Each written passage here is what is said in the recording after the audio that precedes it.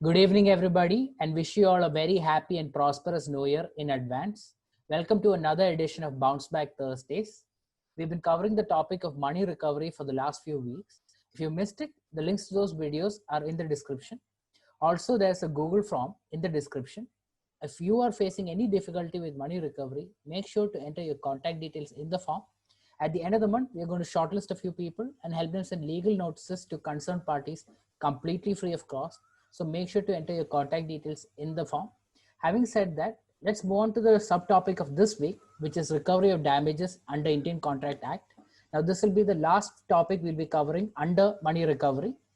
So thank you all for tuning in for all these weeks to catch up on these interviews and these talks. Now, having said that, let's invite our guest for this week. As always, joining us is Mr. Antim Amla, the manager for growth and strategy here at Vakil Search and the subject matter expert.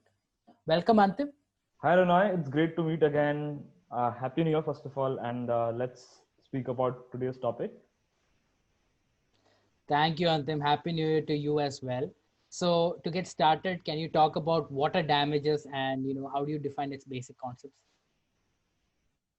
Yeah, so Ranoy, the reason we are speaking about today's topic, that is recovery of damages under Indian contract law, is that it's a very important part of business contracts and business negotiations, business deals, where the breach of contract leads to the disputes that we have spoken. Basically, the civil recovery that we have already covered is basically the after effect of a breach of contract in some cases. Okay, so the damages and the breach of contract and the compensation under it is basically dealt under section 73, 74 and 75 of Indian Contract Act.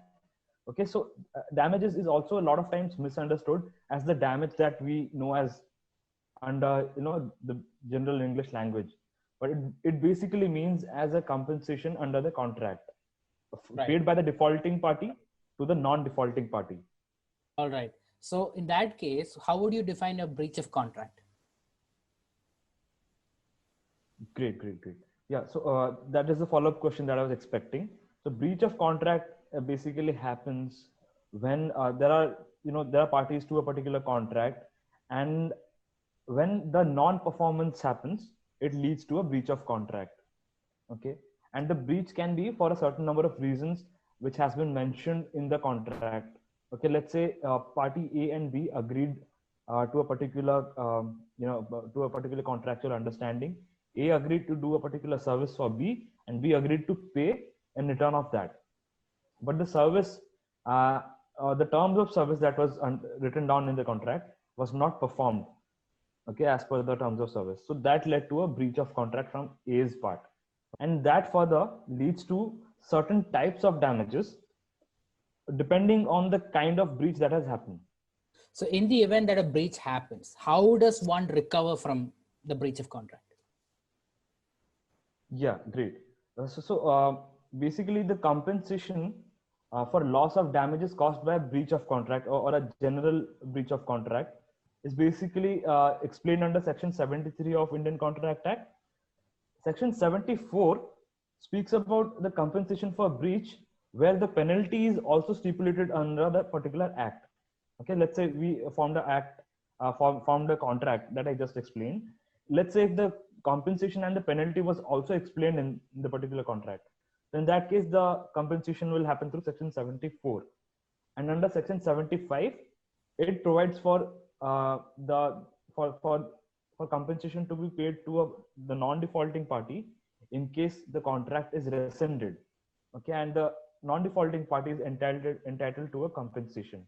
Now let's discuss what the types of damages that are there. So Sure. Usually the compensatory damages that the non-defaulting or non-breaching party is owed is of various types. Okay, the first categorization that we can do is basically liquidated and non-liquidated or unliquidated damages, which are basically if the penalty or the breach amount is mentioned in that particular contract or stipulated, then it is called as liquidated. Otherwise, it is called unliquidated, right? And the damages are of various nature. Let's say if the damages amounting to the non-breaching party is exactly for the non-performance, then it is called a general damage. It is for the actual loss, or as we can call it, recovery of the actual loss or direct loss caused to the non-breaching party.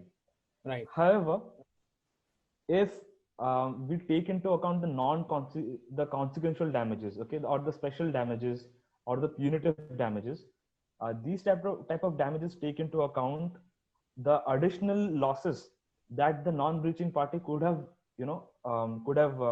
suffered due to the non-performance of the breaching party. For example, let's say party A and B had a contract, but depending on the performance of party A, party B had also entered into contracts or let's say some other events, okay, and due to the non-performance of A, it led to a party B suffering further losses of its other contracts that were dependent on this particular contract.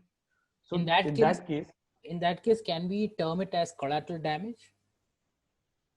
Yeah, something like that. In layman's term, we can also call it something like that.